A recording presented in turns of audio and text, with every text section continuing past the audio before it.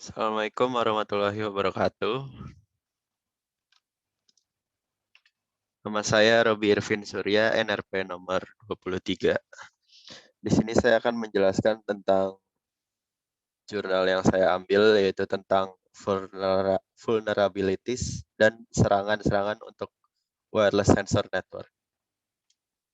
Di sini jadi WSN itu sendiri terdiri dari node sensor multifungsi dan tersebar secara spatial yang berukuran kecil dan berkomunikasi secara nirkabel dalam jarak pendek.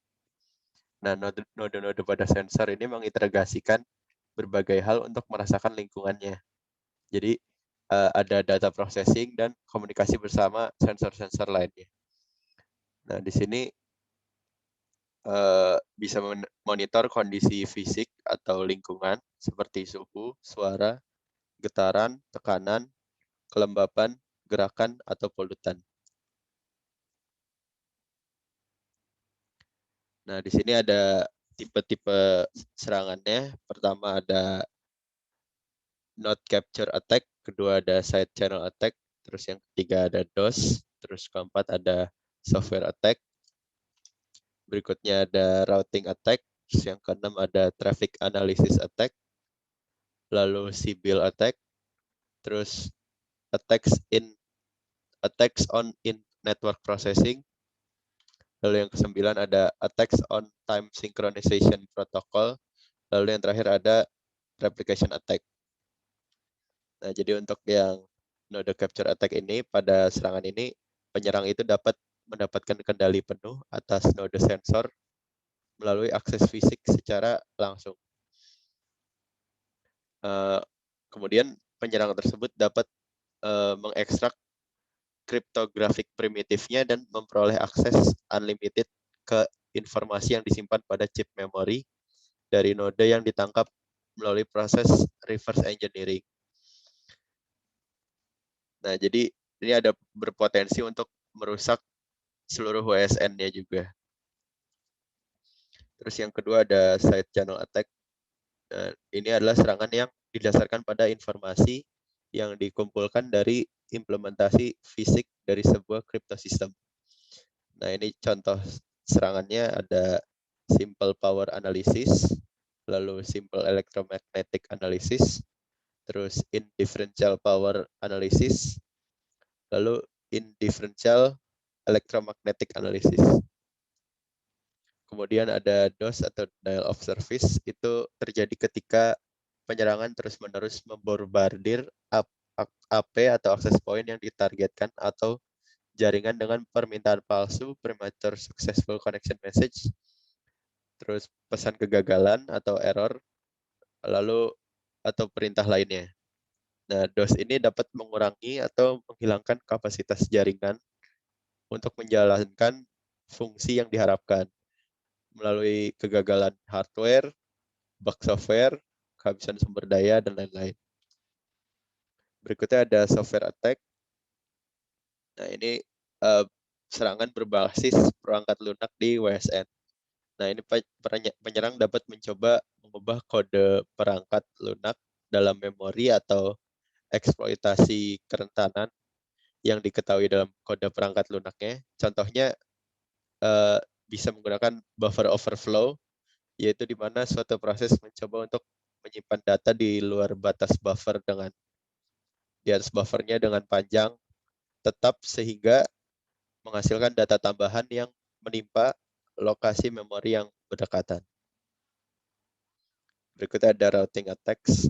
Nah, di sini karena node bertindak sebagai router di WSN, nah routing dan forwarding data adalah sebuah tugas yang penting untuk node sensor. Nah, itu berikut di sini ada cara menyerangnya, yaitu ada black hole attack atau packet drop, terus ada spoof alter atau replay attack, lalu ada wormhole attack, terus ada selective forwarding attack, lalu ada sinkhole attack, kemudian ada hello float attack, lalu ada acknowledgement spoofing. Yang keenam ada traffic analysis attack. Nah, di sini ada dua jenis serangan melalui analisis traffic di WSN ini. Yang pertama itu ada rate monitoring attack dan time correlation attack. Kalau untuk rate monitoring attack itu penyerang memonitor tingkat pengiriman paket node yang dekat dengan penyerang, terus ntar penyerang itu dapat bergerak lebih dekat ke node yang memiliki tingkat pengiriman paketnya yang lebih tinggi. Jadi di tracking gitu. Terus kemudian ada time correlation attack, itu penyerang mengamati korelasi dalam waktu pengiriman antara node dan node tetangganya yang diasumsikan meneruskan paket yang sama dan menyimpulkan sebuah jalur dengan mengikuti suara untuk setiap operasi forwarding-nya. Jadi operasi forwarding-nya itu bakal menyebarkan sampai ke base station. Kemudian ada Sybil attacks. Ini ada perangkat malicious. Dia mengambil banyak identitas. Misalnya node malicious itu bisa ngeklaim identitas palsu lalu meniru node yang lainnya dalam satu jaringan. Jadi serangan Sybil ini dapat memengaruhi sejumlah protokol untuk menyerang protokol routing. Serangan Sybil itu bergantung pada node malicious yang mengambil nodenya. Jadi bisa juga untuk merutukan jalur dari satu node itu yang malicious. Kemudian ada attacks on in-network professing. Nah, ini itu berupa agregasi data. Itu sangat berguna juga untuk mengurangi overhead komunikasi. Nah, di sini ada jenis serangannya. Yang pertama ada kompromi node. Itu ntar secara fisik untuk mempengaruhi hasil agregat. Lalu ada menyerang node agregator menggunakan serangan yang berbeda. Kemudian ada mengirimkan informasi palsu untuk mempengaruhi hasil agregasi. Lalu ada attacks on time synchronization protocol. Nah, di sini menyediakan mekanisme untuk menyinkronkan jam lokal pada node dalam sebuah sensor jaringan.